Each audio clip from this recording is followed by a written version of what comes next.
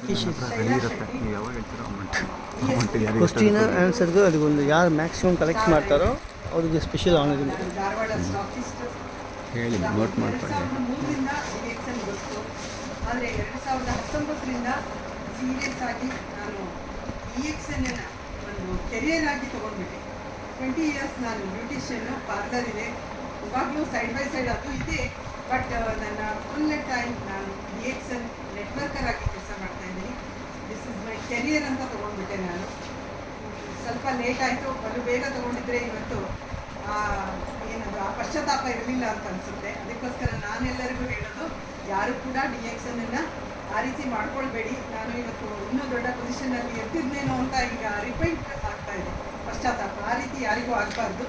So ಏನು Dixon ಅಂತೇಳಿ ಎಲ್ಲರೂ ತಿಳ್ಕೊಂಡು ಅದರಲ್ಲಿ ಮುಂದುವರೆದಾಗ ಅದು ಸಾಧ್ಯ ಇದೆ. ಸೊ ಹಾಗಾಗಿಬಿಟ್ಟು ಇವತ್ತು ಡಿಎಕ್ಸನ್ಗೆ 100% ಡೆಡಿಕೇಶನ್, ಬೇರೆ ಇಲ್ಲವೇ ಇಲ್ಲ ಲೈಫಲ್ಲಿ. ನಾನು ಆ ರೀತಿ ತೊಗೊಂಡ್ಬಿಟ್ಟೆ. ಯಾಕೆ ಹಾಗಾದೆ ಅಂದರೆ ಅಷ್ಟು ಹೆಲ್ತ್ ಪ್ರಯೋಜನಗಳು ಕೂಡ ನನಗೆ ಅಷ್ಟೊಂದು ಆಗಿದೆ ಅದರಿಂದ.